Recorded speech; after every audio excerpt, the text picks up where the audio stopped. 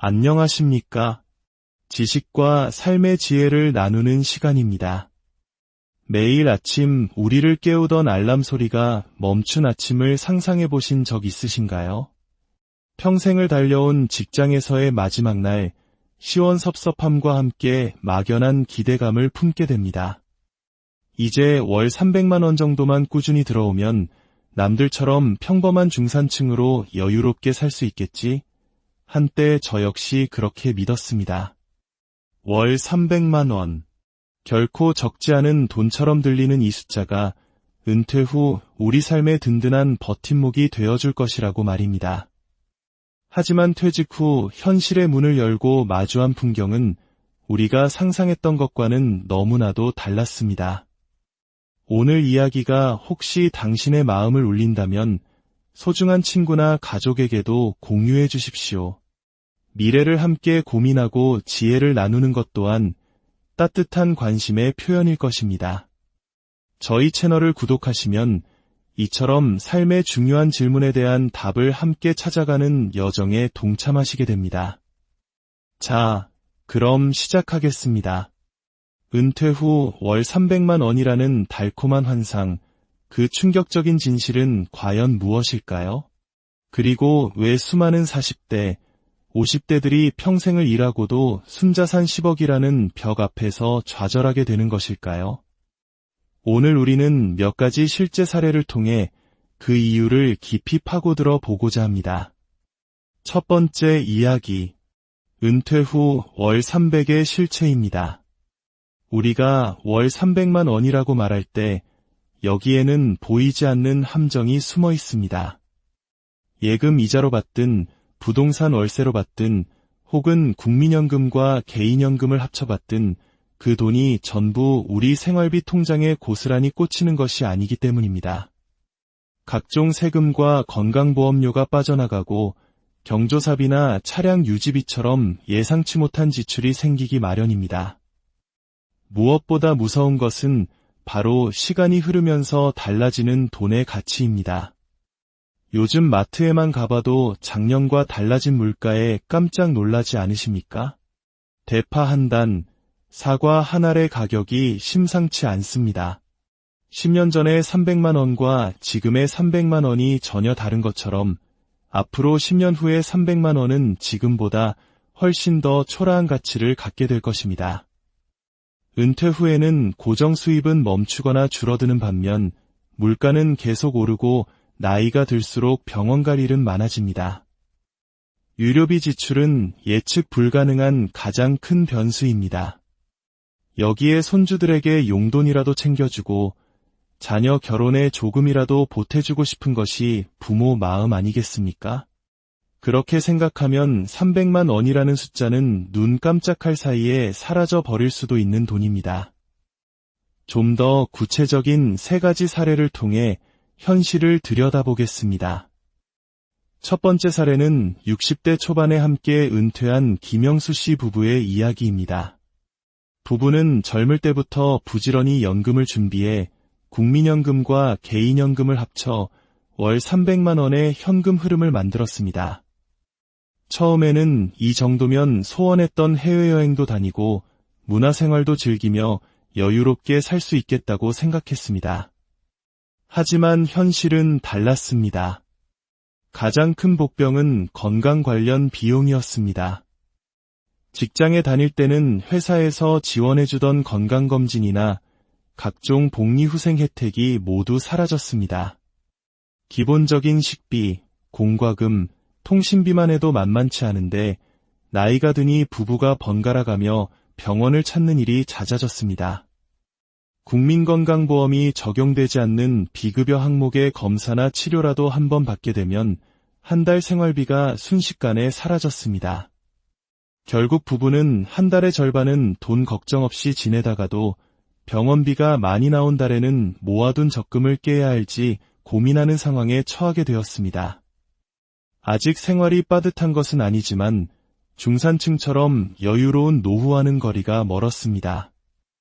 여기에 연로하신 부모님의 요양원 비용을 일부 보태거나 자녀에게 급한 돈이 필요해지는 변수까지 생각하면 월 300만 원은 결코 넉넉한 돈이 아니라는 것을 뼈저리게 느끼고 있습니다.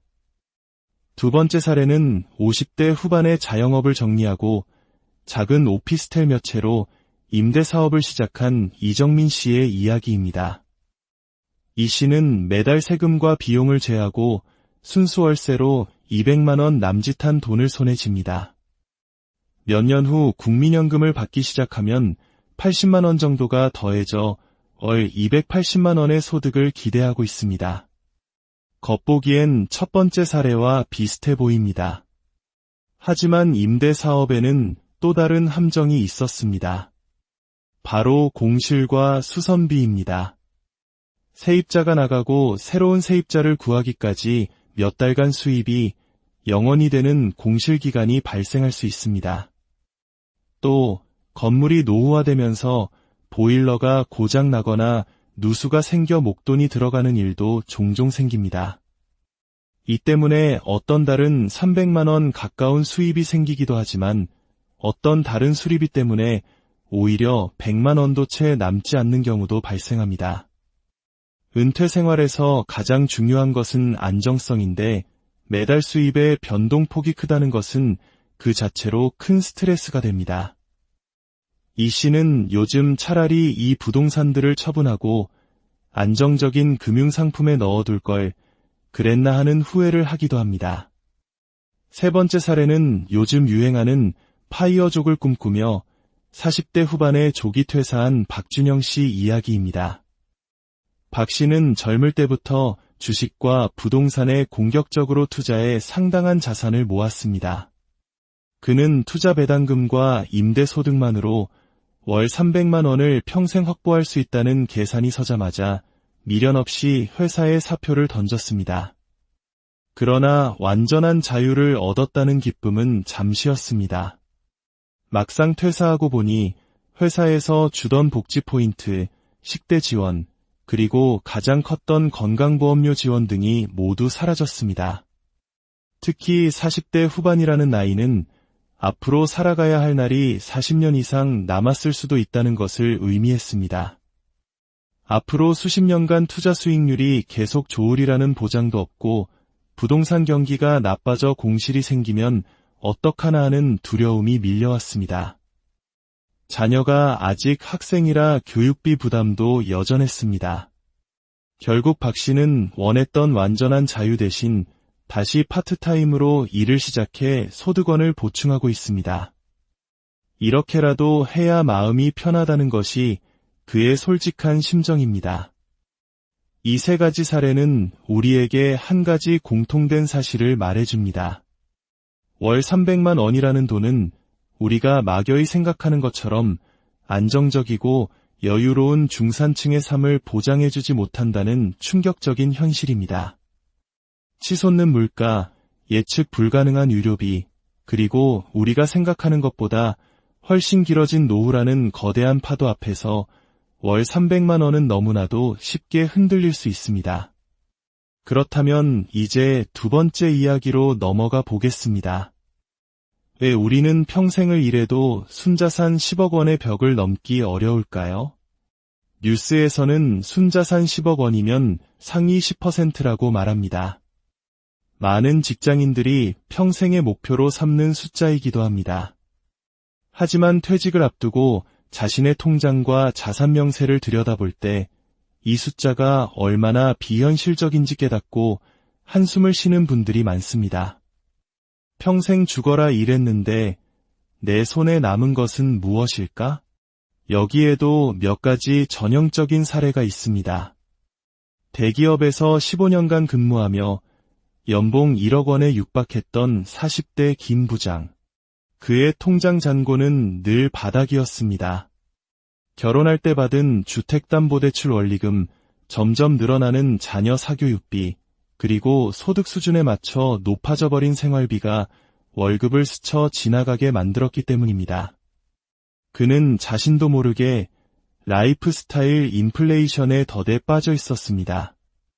연봉이 오르면 더 넓은 평수의 아파트로 이사가고 차를 바꾸고 아이에게 더 좋은 학원을 보내야 한다는 사회적 압박과 자신의 욕심이 소득 증가분을 모두 잠식해버린 것입니다. 결국 40대 중반이 된 그는 깨닫습니다. 내가 번 돈은 모두 어디론가 흘러가 버리고 남은 것은 빚과 노후에 대한 불안뿐이라는 것을. 30대 중반에 작은 식당을 차려 20년간 운영해온 50대 이사장. 그는 처음엔 열심히 일하면 돈이 쌓일 줄 알았습니다. 하지만 자영업의 세계는 냉혹했습니다. 코로나와 같은 외부 변수, 해마다 오르는 임대료와 인건비 때문에 매달 적자를 면하는 것만으로도 벅찼습니다. 그는 수입을 자산으로 전환하는 방법을 몰랐습니다. 가게를 운영하며 생긴 현금 흐름을 체계적으로 관리하고 부동산이나 연금 상품에 재투자하는 계획을 세우지 못했습니다. 결국 그의 사업체는 자산이 아니라 그의 시간과 건강을 갉아먹는 족쇄가 되어버렸습니다. 은퇴 직전까지 대기업 임원으로 근무했던 60대 박전무. 그는 퇴직금으로 받은 3억 원이면 충분할 것이라 생각했습니다. 하지만 소득이 끊긴 상태에서 매달 나가는 생활비는 생각보다 훨씬 컸습니다. 불안한 마음에 주식 투자와 지인의 사업에 손을 댔다가 큰 손실을 입고 말았습니다. 그는 10억만 있었어도 이렇게 불안하진 않았을 텐데라며 매일같이 후회하지만 시간은 되돌릴 수 없었습니다. 왜 이런 일들이 벌어지는 걸까요? 첫째, 우리는 자산 형성의 골든타임을 놓치기 때문입니다. 30대와 40대는 소득이 가장 가파르게 늘어나는 시기인 동시에 결혼, 주택 구매, 자녀 교육 등으로 지출이 극대화되는 시기입니다. 이 시기에 지출을 통제하고 꾸준히 자산을 모으는 시스템을 만들지 못하면 50대 이후에는 자산을 불리기가 훨씬 더 어려워집니다. 둘째, 돈을 쓰는 법은 알지만 돈을 관리하고 불리는 법에는 서툴기 때문입니다. 우리는 소득이 늘어나면 자연스럽게 소비 수준을 높이는 것을 당연하게 여깁니다. 이 정도는 써도 괜찮아라는 생각이 쌓여 결국 남는 것이 없게 만듭니다. 셋째, 구체적인 재정 계획이 없기 때문입니다. 나중에 어떻게든 되겠지라는 막연한 태도는 가장 큰 적입니다.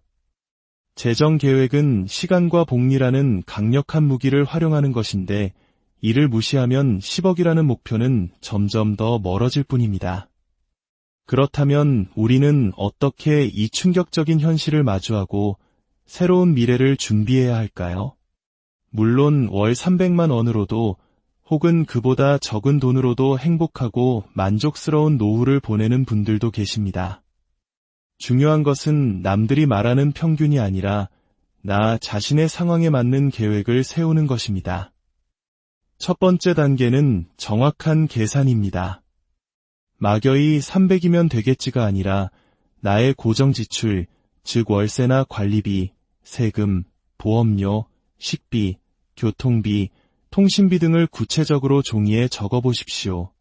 그리고 의료비나 경조사비 같은 변동 지출의 평균을 더해보십시오. 그렇게 나온 숫자가 바로 당신에게 필요한 최소 생활비입니다. 두 번째 단계는 미래 가치를 고려하는 것입니다. 지금 계산한 최소 생활비에 매년 2~3%의 물가 상승률을 적용해 보십시오. 10년 뒤, 20년 뒤에는 얼마의 돈이 필요할지 계산해 보면 지금보다 훨씬 더 큰 금액이 필요하다는 것을 알게 될 것입니다. 세 번째 단계는 소득원을 다각화하는 것입니다. 은퇴 후 연금에만 의존하는 것은 위험할 수 있습니다. 앞선 사례들처럼 변수가 많기 때문입니다. 건강이 허락한다면 부담 없는 파트타임 일자리나 온라인으로 할 수 있는 소일거리를 찾아 월 50만 원에서 100만 원이라도 추가 현금 흐름을 만드는 것이 심리적 안정감에 큰 도움이 됩니다. 이는 단순히 돈 때문만이 아닙니다. 사회와의 연결고리를 유지하고 삶의 활력을 얻는 중요한 수단이 되기도 합니다. 네 번째 단계는 자산 관리 계획을 세우는 것입니다.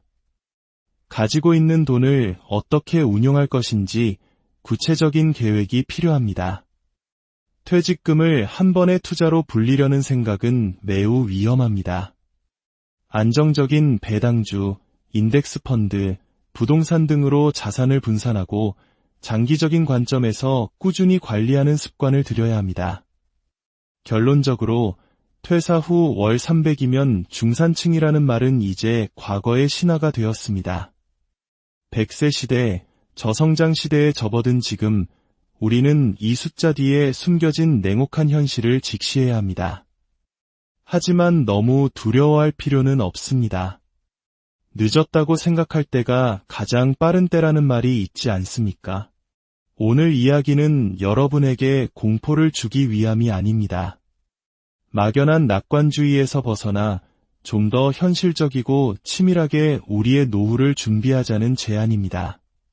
지금 바로 당신의 가계부를 펴고 미래의 시나리오를 그려보십시오. 월 200이든 300이든 500이든 나만의 구체적인 목표 금액을 설정하고 그 목표에 도달하기 위해 어떤 선택과 전략이 필요한지 고민하기 시작한다면 훗날 우리는 충격이 아닌 안도를 먼저 맛볼 수 있을 것입니다. 평생 열심히 살아온 당신의 인생 후반부가 불안이 아닌 평안으로 가득하기를 진심으로 응원합니다. 긴 이야기 안녕하십니까? 지식과 삶의 지혜를 나누는 시간입니다. 매일 아침 우리를 깨우던 알람 소리가 멈춘 아침을 상상해 보신 적 있으신가요? 평생을 달려온 직장에서의 마지막 날, 시원섭섭함과 함께 막연한 기대감을 품게 됩니다. 이제 월 300만 원 정도만 꾸준히 들어오면 남들처럼 평범한 중산층으로 여유롭게 살 수 있겠지? 한때 저 역시 그렇게 믿었습니다. 월 300만 원. 결코 적지 않은 돈처럼 들리는 이 숫자가 은퇴 후 우리 삶의 든든한 버팀목이 되어줄 것이라고 말입니다. 하지만 퇴직 후 현실의 문을 열고 마주한 풍경은 우리가 상상했던 것과는 너무나도 달랐습니다. 오늘 이야기가 혹시 당신의 마음을 울린다면 소중한 친구나 가족에게도 공유해 주십시오. 미래를 함께 고민하고 지혜를 나누는 것 또한 따뜻한 관심의 표현일 것입니다. 저희 채널을 구독하시면 이처럼 삶의 중요한 질문에 대한 답을 함께 찾아가는 여정에 동참하시게 됩니다. 자, 그럼 시작하겠습니다. 은퇴 후 월 300만 원이라는 달콤한 환상, 그 충격적인 진실은 과연 무엇일까요? 그리고 왜 수많은 40대, 50대들이 평생을 일하고도 순자산 10억이라는 벽 앞에서 좌절하게 되는 것일까요? 오늘 우리는 몇 가지 실제 사례를 통해 그 이유를 깊이 파고들어 보고자 합니다. 첫 번째 이야기, 은퇴 후 월 300의 실체입니다. 우리가 월 300만 원이라고 말할 때 여기에는 보이지 않는 함정이 숨어 있습니다.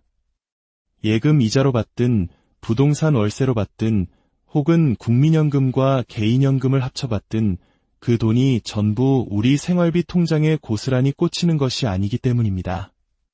각종 세금과 건강보험료가 빠져나가고 경조사비나 차량 유지비처럼 예상치 못한 지출이 생기기 마련입니다. 무엇보다 무서운 것은 바로 시간이 흐르면서 달라지는 돈의 가치입니다. 요즘 마트에만 가봐도 작년과 달라진 물가에 깜짝 놀라지 않으십니까? 대파 한 단, 사과 한 알의 가격이 심상치 않습니다.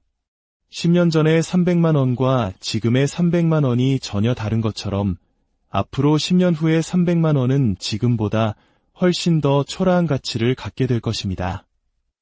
은퇴 후에는 고정 수입은 멈추거나 줄어드는 반면 물가는 계속 오르고 나이가 들수록 병원 갈 일은 많아집니다. 유료비 지출은 예측 불가능한 가장 큰 변수입니다. 여기에 손주들에게 용돈이라도 챙겨주고 자녀 결혼에 조금이라도 보태주고 싶은 것이 부모 마음 아니겠습니까? 그렇게 생각하면 300만 원이라는 숫자는 눈 깜짝할 사이에 사라져 버릴 수도 있는 돈입니다. 좀 더 구체적인 3가지 사례를 통해 현실을 들여다보겠습니다. 첫 번째 사례는 60대 초반에 함께 은퇴한 김영수 씨 부부의 이야기입니다. 부부는 젊을 때부터 부지런히 연금을 준비해 국민연금과 개인연금을 합쳐 월 300만 원의 현금 흐름을 만들었습니다. 처음에는 이 정도면 소원했던 해외여행도 다니고 문화생활도 즐기며 여유롭게 살 수 있겠다고 생각했습니다. 하지만 현실은 달랐습니다. 가장 큰 복병은 건강 관련 비용이었습니다. 직장에 다닐 때는 회사에서 지원해주던 건강검진이나 각종 복리후생 혜택이 모두 사라졌습니다. 기본적인 식비, 공과금, 통신비만 해도 만만치 않은데 나이가 드니 부부가 번갈아가며 병원을 찾는 일이 잦아졌습니다. 국민건강보험이 적용되지 않는 비급여 항목의 검사나 치료라도 한번 받게 되면 한 달 생활비가 순식간에 사라졌습니다. 결국 부부는 한 달의 절반은 돈 걱정 없이 지내다가도 병원비가 많이 나온 달에는 모아둔 적금을 깨야 할지 고민하는 상황에 처하게 되었습니다. 아직 생활이 빠듯한 것은 아니지만 중산층처럼 여유로운 노후와는 거리가 멀었습니다. 여기에 연로하신 부모님의 요양원 비용을 일부 보태거나 자녀에게 급한 돈이 필요해지는 변수까지 생각하면 월 300만 원은 결코 넉넉한 돈이 아니라는 것을 뼈저리게 느끼고 있습니다. 두 번째 사례는 50대 후반의 자영업을 정리하고 작은 오피스텔 몇 채로 임대사업을 시작한 이정민 씨의 이야기입니다. 이 씨는 매달 세금과 비용을 제하고 순수 월세로 200만 원 남짓한 돈을 손에 쥡니다. 몇 년 후 국민연금을 받기 시작하면 80만 원 정도가 더해져 월 280만 원의 소득을 기대하고 있습니다. 겉보기엔 첫 번째 사례와 비슷해 보입니다.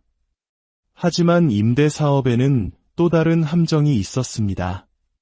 바로 공실과 수선비입니다. 세입자가 나가고 새로운 세입자를 구하기까지 몇 달간 수입이 영원이 되는 공실기간이 발생할 수 있습니다. 또 건물이 노후화되면서 보일러가 고장나거나 누수가 생겨 목돈이 들어가는 일도 종종 생깁니다. 이 때문에 어떤 달은 300만 원 가까운 수입이 생기기도 하지만 어떤 다른 수리비 때문에 오히려 100만 원도 채 남지 않는 경우도 발생합니다. 은퇴 생활에서 가장 중요한 것은 안정성인데 매달 수입의 변동폭이 크다는 것은 그 자체로 큰 스트레스가 됩니다. 이 씨는 요즘 차라리 이 부동산들을 처분하고 안정적인 금융상품에 넣어둘 걸 그랬나 하는 후회를 하기도 합니다. 세 번째 사례는 요즘 유행하는 파이어족을 꿈꾸며 40대 후반에 조기 퇴사한 박준영 씨 이야기입니다. 박 씨는 젊을 때부터 주식과 부동산에 공격적으로 투자해 상당한 자산을 모았습니다. 그는 투자 배당금과 임대 소득만으로 월 300만 원을 평생 확보할 수 있다는 계산이 서자마자 미련 없이 회사에 사표를 던졌습니다. 그러나 완전한 자유를 얻었다는 기쁨은 잠시였습니다. 막상 퇴사하고 보니 회사에서 주던 복지 포인트, 식대 지원, 그리고 가장 컸던 건강보험료 지원 등이 모두 사라졌습니다. 특히 40대 후반이라는 나이는 앞으로 살아가야 할 날이 40년 이상 남았을 수도 있다는 것을 의미했습니다. 앞으로 수십 년간 투자 수익률이 계속 좋으리라는 보장도 없고 부동산 경기가 나빠져 공실이 생기면 어떡하나 하는 두려움이 밀려왔습니다. 자녀가 아직 학생이라 교육비 부담도 여전했습니다. 결국 박 씨는 원했던 완전한 자유 대신 다시 파트타임으로 일을 시작해 소득원을 보충하고 있습니다. 이렇게라도 해야 마음이 편하다는 것이 그의 솔직한 심정입니다.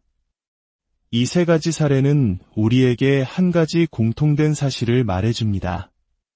월 300만 원이라는 돈은 우리가 막연히 생각하는 것처럼 안정적이고 여유로운 중산층의 삶을 보장해주지 못한다는 충격적인 현실입니다. 치솟는 물가, 예측 불가능한 유료비, 그리고 우리가 생각하는 것보다 훨씬 길어진 노후라는 거대한 파도 앞에서 월 300만 원은 너무나도 쉽게 흔들릴 수 있습니다. 그렇다면 이제 두 번째 이야기로 넘어가 보겠습니다. 왜 우리는 평생을 일해도 순자산 10억 원의 벽을 넘기 어려울까요? 뉴스에서는 순자산 10억 원이면 상위 10%라고 말합니다.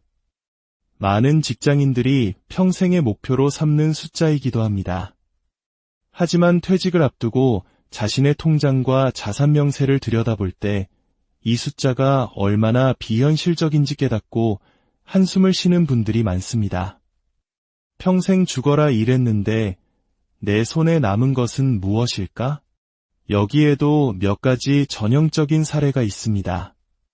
대기업에서 15년간 근무하며 연봉 1억 원에 육박했던 40대 김 부장.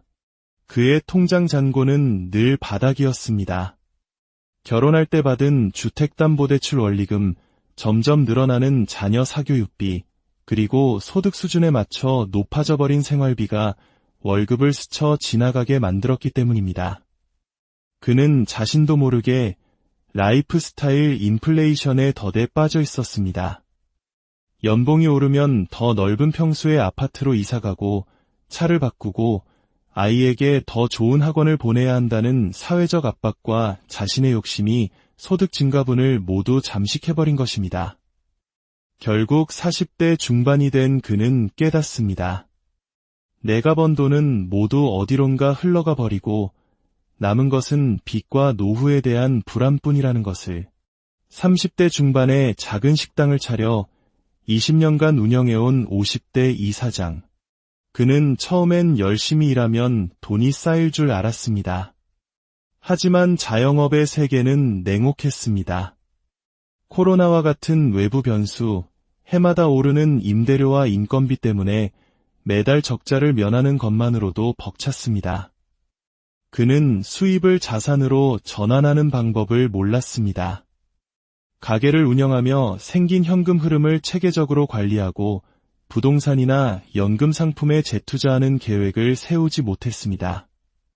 결국 그의 사업체는 자산이 아니라 그의 시간과 건강을 갉아먹는 족쇄가 되어버렸습니다. 은퇴 직전까지 대기업 임원으로 근무했던 60대 박전무. 그는 퇴직금으로 받은 3억 원이면 충분할 것이라 생각했습니다. 하지만 소득이 끊긴 상태에서 매달 나가는 생활비는 생각보다 훨씬 컸습니다. 불안한 마음의 주식 투자와 지인의 사업에 손을 댔다가 큰 손실을 입고 말았습니다. 그는 10억만 있었어도 이렇게 불안하진 않았을 텐데라며 매일같이 후회하지만 시간은 되돌릴 수 없었습니다. 왜 이런 일들이 벌어지는 걸까요? 첫째, 우리는 자산 형성의 골든타임을 놓치기 때문입니다. 30대와 40대는 소득이 가장 가파르게 늘어나는 시기인 동시에 결혼, 주택 구매, 자녀 교육 등으로 지출이 극대화되는 시기입니다. 이 시기에 지출을 통제하고 꾸준히 자산을 모으는 시스템을 만들지 못하면 50대 이후에는 자산을 불리기가 훨씬 더 어려워집니다. 둘째, 돈을 쓰는 법은 알지만 돈을 관리하고 불리는 법에는 서툴기 때문입니다. 우리는 소득이 늘어나면 자연스럽게 소비 수준을 높이는 것을 당연하게 여깁니다. 이 정도는 써도 괜찮아라는 생각이 쌓여 결국 남는 것이 없게 만듭니다. 셋째, 구체적인 재정 계획이 없기 때문입니다. 나중에 어떻게든 되겠지라는 막연한 태도는 가장 큰 적입니다. 재정 계획은 시간과 복리라는 강력한 무기를 활용하는 것인데 이를 무시하면 10억이라는 목표는 점점 더 멀어질 뿐입니다. 그렇다면 우리는 어떻게 이 충격적인 현실을 마주하고 새로운 미래를 준비해야 할까요? 물론 월 300만 원으로도 혹은 그보다 적은 돈으로도 행복하고 만족스러운 노후를 보내는 분들도 계십니다. 중요한 것은 남들이 말하는 평균이 아니라 나 자신의 상황에 맞는 계획을 세우는 것입니다. 첫 번째 단계는 정확한 계산입니다. 막연히 300이면 되겠지가 아니라 나의 고정 지출, 즉 월세나 관리비, 세금, 보험료, 식비, 교통비, 통신비 등을 구체적으로 종이에 적어보십시오. 그리고 의료비나 경조사비 같은 변동 지출의 평균을 더해보십시오. 그렇게 나온 숫자가 바로 당신에게 필요한 최소 생활비입니다.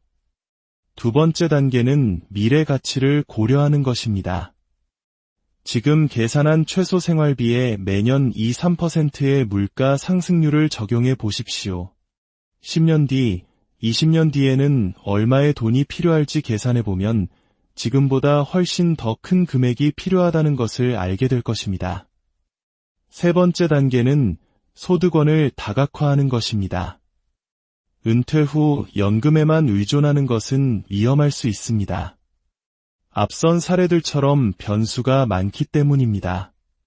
건강이 허락한다면 부담 없는 파트타임 일자리나 온라인으로 할 수 있는 소일거리를 찾아 월 50만 원에서 100만 원이라도 추가 현금 흐름을 만드는 것이 심리적 안정감에 큰 도움이 됩니다.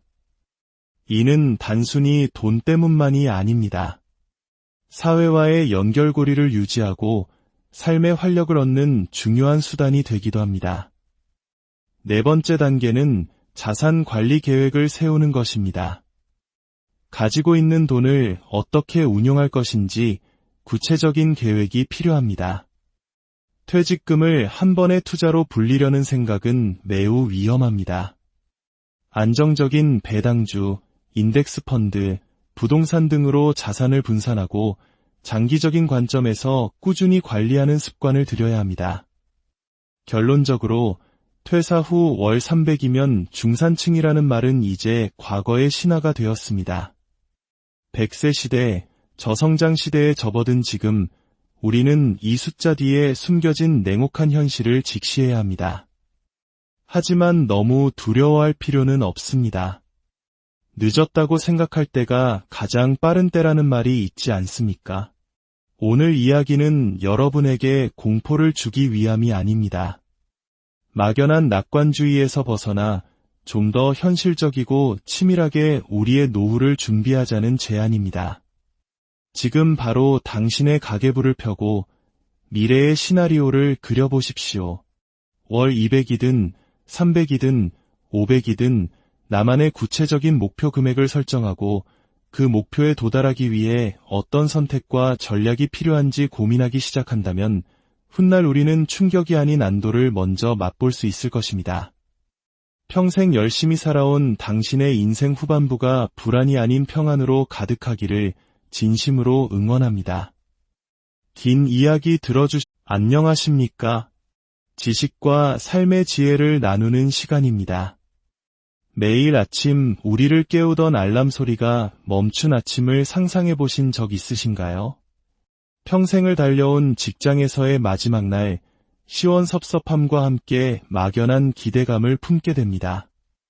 이제 월 300만 원 정도만 꾸준히 들어오면 남들처럼 평범한 중산층으로 여유롭게 살 수 있겠지? 한때 저 역시 그렇게 믿었습니다. 월 300만 원. 결코 적지 않은 돈처럼 들리는 이 숫자가 은퇴 후 우리 삶의 든든한 버팀목이 되어줄 것이라고 말입니다. 하지만 퇴직 후 현실의 문을 열고 마주한 풍경은 우리가 상상했던 것과는 너무나도 달랐습니다. 오늘 이야기가 혹시 당신의 마음을 울린다면 소중한 친구나 가족에게도 공유해 주십시오. 미래를 함께 고민하고 지혜를 나누는 것 또한 따뜻한 관심의 표현일 것입니다. 저희 채널을 구독하시면 이처럼 삶의 중요한 질문에 대한 답을 함께 찾아가는 여정에 동참하시게 됩니다. 자, 그럼 시작하겠습니다. 은퇴 후 월 300만 원이라는 달콤한 환상, 그 충격적인 진실은 과연 무엇일까요? 그리고 왜 수많은 40대, 50대들이 평생을 일하고도 순자산 10억이라는 벽 앞에서 좌절하게 되는 것일까요? 오늘 우리는 몇 가지 실제 사례를 통해 그 이유를 깊이 파고들어 보고자 합니다. 첫 번째 이야기, 은퇴 후 월 300의 실체입니다. 우리가 월 300만 원이라고 말할 때 여기에는 보이지 않는 함정이 숨어 있습니다. 예금 이자로 받든 부동산 월세로 받든 혹은 국민연금과 개인연금을 합쳐받든 그 돈이 전부 우리 생활비 통장에 고스란히 꽂히는 것이 아니기 때문입니다. 각종 세금과 건강보험료가 빠져나가고 경조사비나 차량 유지비처럼 예상치 못한 지출이 생기기 마련입니다. 무엇보다 무서운 것은 바로 시간이 흐르면서 달라지는 돈의 가치입니다. 요즘 마트에만 가봐도 작년과 달라진 물가에 깜짝 놀라지 않으십니까? 대파 한 단, 사과 한 알의 가격이 심상치 않습니다. 10년 전의 300만 원과 지금의 300만 원이 전혀 다른 것처럼 앞으로 10년 후의 300만 원은 지금보다 훨씬 더 초라한 가치를 갖게 될 것입니다. 은퇴 후에는 고정 수입은 멈추거나 줄어드는 반면 물가는 계속 오르고 나이가 들수록 병원 갈 일은 많아집니다. 유료비 지출은 예측 불가능한 가장 큰 변수입니다. 여기에 손주들에게 용돈이라도 챙겨주고 자녀 결혼에 조금이라도 보태주고 싶은 것이 부모 마음 아니겠습니까? 그렇게 생각하면 300만 원이라는 숫자는 눈 깜짝할 사이에 사라져 버릴 수도 있는 돈입니다. 좀 더 구체적인 3가지 사례를 통해 현실을 들여다보겠습니다. 첫 번째 사례는 60대 초반에 함께 은퇴한 김영수 씨 부부의 이야기입니다. 부부는 젊을 때부터 부지런히 연금을 준비해 국민연금과 개인연금을 합쳐 월 300만 원의 현금 흐름을 만들었습니다. 처음에는 이 정도면 소원했던 해외여행도 다니고 문화생활도 즐기며 여유롭게 살 수 있겠다고 생각했습니다. 하지만 현실은 달랐습니다. 가장 큰 복병은 건강 관련 비용이었습니다. 직장에 다닐 때는 회사에서 지원해주던 건강검진이나 각종 복리후생 혜택이 모두 사라졌습니다. 기본적인 식비, 공과금, 통신비만 해도 만만치 않은데 나이가 드니 부부가 번갈아가며 병원을 찾는 일이 잦아졌습니다. 국민건강보험이 적용되지 않는 비급여 항목의 검사나 치료라도 한번 받게 되면 한 달 생활비가 순식간에 사라졌습니다. 결국 부부는 한 달의 절반은 돈 걱정 없이 지내다가도 병원비가 많이 나온 달에는 모아둔 적금을 깨야 할지 고민하는 상황에 처하게 되었습니다. 아직 생활이 빠듯한 것은 아니지만 중산층처럼 여유로운 노후와는 거리가 멀었습니다. 여기에 연로하신 부모님의 요양원 비용을 일부 보태거나 자녀에게 급한 돈이 필요해지는 변수까지 생각하면 월 300만 원은 결코 넉넉한 돈이 아니라는 것을 뼈저리게 느끼고 있습니다. 두 번째 사례는 50대 후반의 자영업을 정리하고 작은 오피스텔 몇 채로 임대사업을 시작한 이정민 씨의 이야기입니다. 이 씨는 매달 세금과 비용을 제하고 순수 월세로 200만 원 남짓한 돈을 손에 쥡니다. 몇 년 후 국민연금을 받기 시작하면 80만 원 정도가 더해져 월 280만 원의 소득을 기대하고 있습니다. 겉보기엔 첫 번째 사례와 비슷해 보입니다. 하지만 임대사업에는 또 다른 함정이 있었습니다. 바로 공실과 수선비입니다. 세입자가 나가고 새로운 세입자를 구하기까지 몇 달간 수입이 영원이 되는 공실 기간이 발생할 수 있습니다. 또 건물이 노후화되면서 보일러가 고장 나거나 누수가 생겨 목돈이 들어가는 일도 종종 생깁니다. 이 때문에 어떤 달은 300만 원 가까운 수입이 생기기도 하지만 어떤 다른 수리비 때문에 오히려 100만 원도 채 남지 않는 경우도 발생합니다. 은퇴 생활에서 가장 중요한 것은 안정성인데 매달 수입의 변동폭이 크다는 것은 그 자체로 큰 스트레스가 됩니다. 이 씨는 요즘 차라리 이 부동산들을 처분하고 안정적인 금융상품에 넣어둘 걸 그랬나 하는 후회를 하기도 합니다. 세 번째 사례는 요즘 유행하는 파이어족을 꿈꾸며 40대 후반에 조기 퇴사한 박준영 씨 이야기입니다. 박 씨는 젊을 때부터 주식과 부동산에 공격적으로 투자해 상당한 자산을 모았습니다. 그는 투자 배당금과 임대소득만으로 월 300만 원을 평생 확보할 수 있다는 계산이 서자마자 미련 없이 회사에 사표를 던졌습니다. 그러나 완전한 자유를 얻었다는 기쁨은 잠시였습니다. 막상 퇴사하고 보니 회사에서 주던 복지 포인트, 식대 지원, 그리고 가장 컸던 건강보험료 지원 등이 모두 사라졌습니다. 특히 40대 후반이라는 나이는 앞으로 살아가야 할 날이 40년 이상 남았을 수도 있다는 것을 의미했습니다. 앞으로 수십 년간 투자 수익률이 계속 좋으리라는 보장도 없고 부동산 경기가 나빠져 공실이 생기면 어떡하나 하는 두려움이 밀려왔습니다. 자녀가 아직 학생이라 교육비 부담도 여전했습니다. 결국 박 씨는 원했던 완전한 자유 대신 다시 파트타임으로 일을 시작해 소득원을 보충하고 있습니다. 이렇게라도 해야 마음이 편하다는 것이 그의 솔직한 심정입니다. 이 세 가지 사례는 우리에게 한 가지 공통된 사실을 말해줍니다. 월 300만 원이라는 돈은 우리가 막연히 생각하는 것처럼 안정적이고 여유로운 중산층의 삶을 보장해주지 못한다는 충격적인 현실입니다.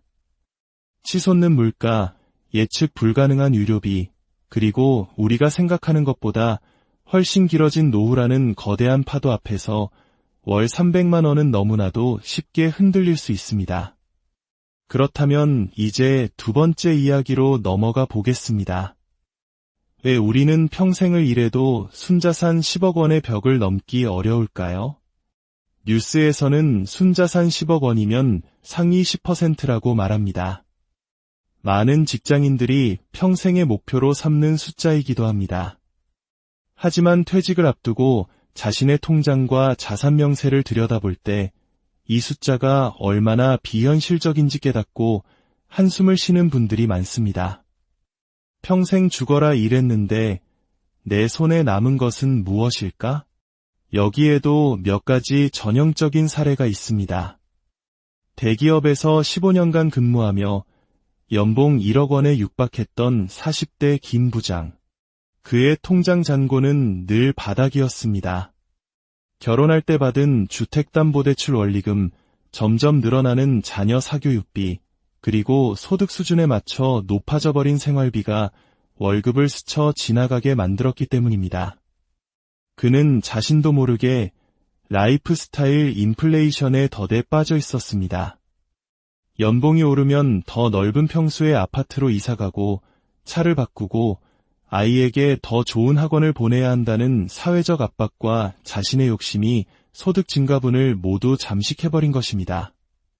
결국 40대 중반이 된 그는 깨닫습니다.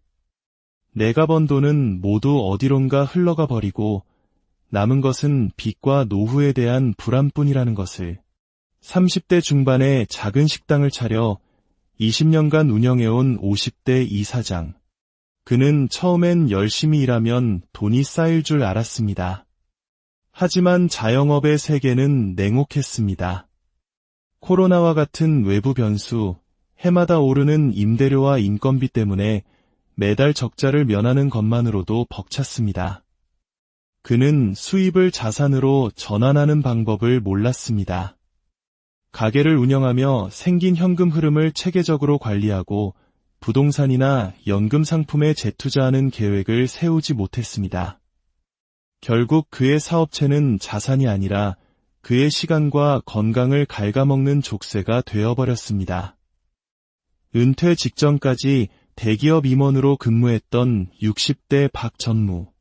그는 퇴직금으로 받은 3억 원이면 충분할 것이라 생각했습니다.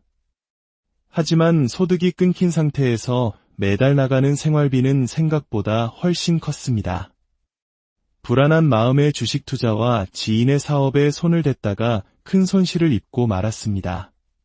그는 10억만 있었어도 이렇게 불안하진 않았을 텐데라며 매일같이 후회하지만 시간은 되돌릴 수 없었습니다. 왜 이런 일들이 벌어지는 걸까요? 첫째, 우리는 자산 형성의 골든타임을 놓치기 때문입니다. 30대와 40대는 소득이 가장 가파르게 늘어나는 시기인 동시에 결혼, 주택 구매, 자녀 교육 등으로 지출이 극대화되는 시기입니다. 이 시기에 지출을 통제하고 꾸준히 자산을 모으는 시스템을 만들지 못하면 50대 이후에는 자산을 불리기가 훨씬 더 어려워집니다. 둘째, 돈을 쓰는 법은 알지만 돈을 관리하고 불리는 법에는 서툴기 때문입니다. 우리는 소득이 늘어나면 자연스럽게 소비 수준을 높이는 것을 당연하게 여깁니다. 이 정도는 써도 괜찮아라는 생각이 쌓여 결국 남는 것이 없게 만듭니다. 셋째, 구체적인 재정 계획이 없기 때문입니다. 나중에 어떻게든 되겠지라는 막연한 태도는 가장 큰 적입니다. 재정 계획은 시간과 복리라는 강력한 무기를 활용하는 것인데 이를 무시하면 10억이라는 목표는 점점 더 멀어질 뿐입니다. 그렇다면 우리는 어떻게 이 충격적인 현실을 마주하고 새로운 미래를 준비해야 할까요?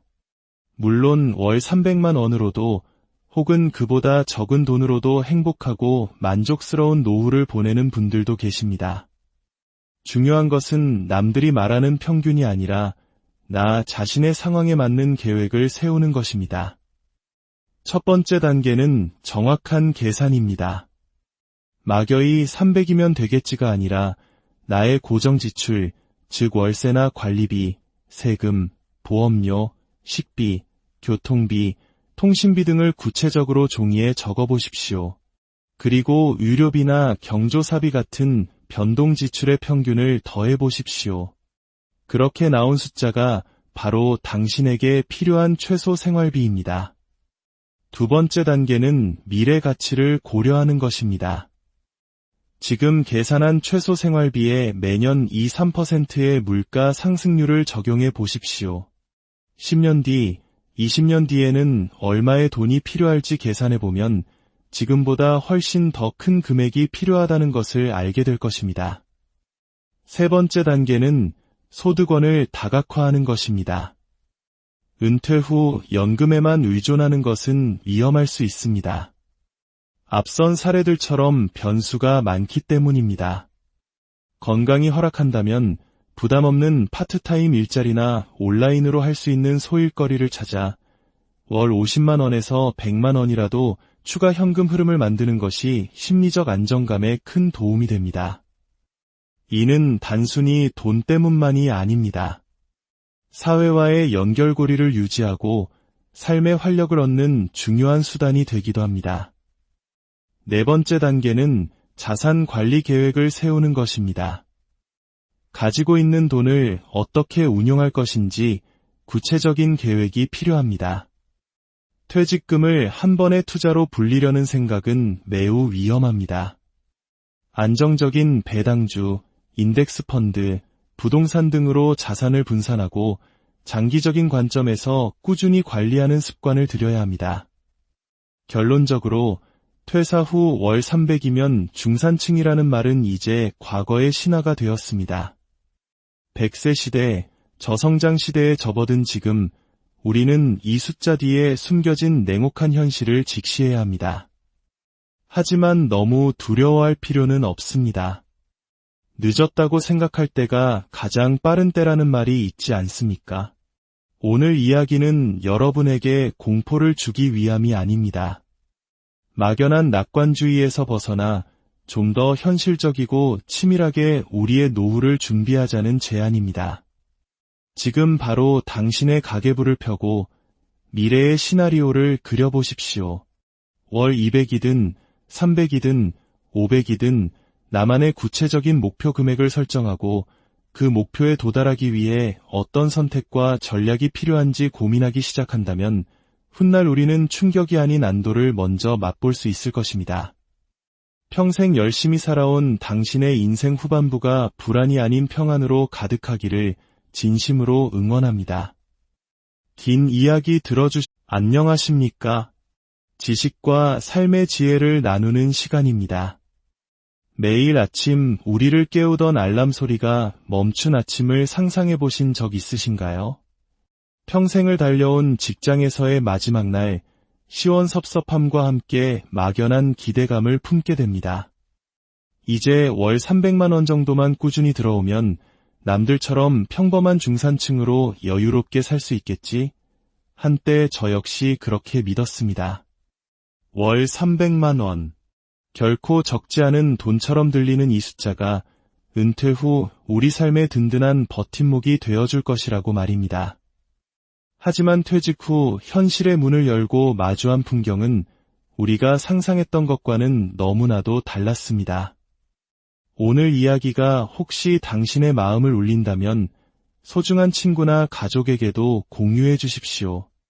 미래를 함께 고민하고 지혜를 나누는 것 또한 따뜻한 관심의 표현일 것입니다. 저희 채널을 구독하시면 이처럼 삶의 중요한 질문에 대한 답을 함께 찾아가는 여정에 동참하시게 됩니다. 자, 그럼 시작하겠습니다. 은퇴 후 월 300만 원이라는 달콤한 환상, 그 충격적인 진실은 과연 무엇일까요? 그리고 왜 수많은 40대, 50대들이 평생을 일하고도 순자산 10억이라는 벽 앞에서 좌절하게 되는 것일까요? 오늘 우리는 몇 가지 실제 사례를 통해 그 이유를 깊이 파고들어 보고자 합니다. 첫 번째 이야기, 은퇴 후 월 300의 실체입니다. 우리가 월 300만 원이라고 말할 때 여기에는 보이지 않는 함정이 숨어 있습니다.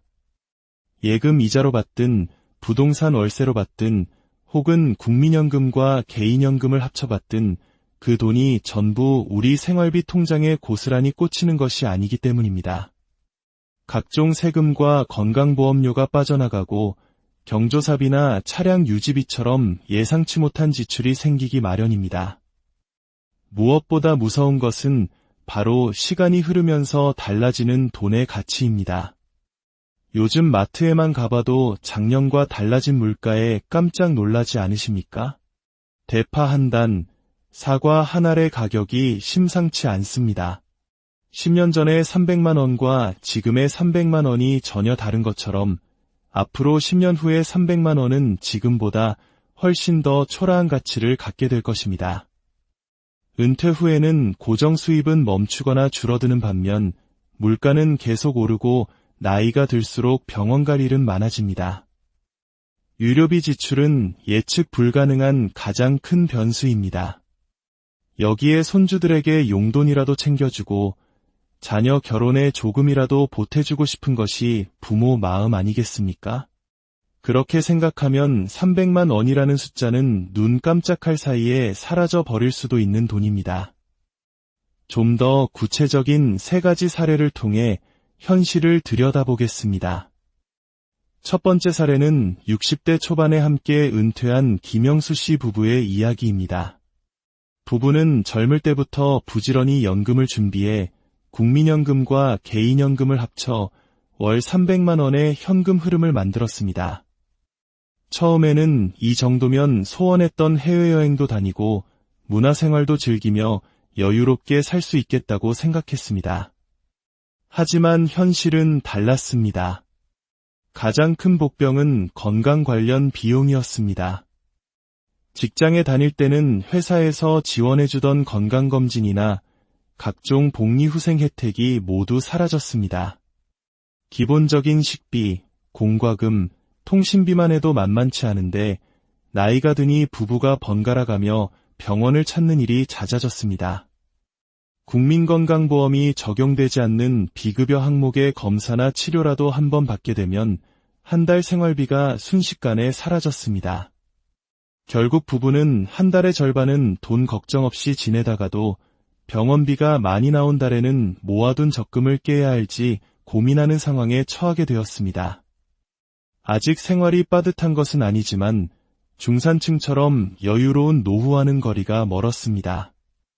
여기에 연로하신 부모님의 요양원 비용을 일부 보태거나 자녀에게 급한 돈이 필요해지는 변수까지 생각하면 월 300만 원은 결코 넉넉한 돈이 아니라는 것을 뼈저리게 느끼고 있습니다. 두 번째 사례는 50대 후반의 자영업을 정리하고 작은 오피스텔 몇 채로 임대사업을 시작한 이정민 씨의 이야기입니다. 이 씨는 매달 세금과 비용을 제하고 순수 월세로 200만 원 남짓한 돈을 손에 쥡니다. 몇 년 후 국민연금을 받기 시작하면 80만 원 정도가 더해져 월 280만 원의 소득을 기대하고 있습니다. 겉보기엔 첫 번째 사례와 비슷해 보입니다. 하지만 임대 사업에는 또 다른 함정이 있었습니다. 바로 공실과 수선비입니다. 세입자가 나가고 새로운 세입자를 구하기까지 몇 달간 수입이 영원이 되는 공실 기간이 발생할 수 있습니다. 또 건물이 노후화되면서 보일러가 고장 나거나 누수가 생겨 목돈이 들어가는 일도 종종 생깁니다. 이 때문에 어떤 달은 300만 원 가까운 수입이 생기기도 하지만 어떤 다른 수리비 때문에 오히려 100만 원도 채 남지 않는 경우도 발생합니다. 은퇴 생활에서 가장 중요한 것은 안정성인데 매달 수입의 변동폭이 크다는 것은 그 자체로 큰 스트레스가 됩니다. 이 씨는 요즘 차라리 이 부동산들을 처분하고 안정적인 금융상품에 넣어둘 걸 그랬나 하는 후회를 하기도 합니다. 세 번째 사례는 요즘 유행하는 파이어족을 꿈꾸며 40대 후반에 조기 퇴사한 박준영 씨 이야기입니다.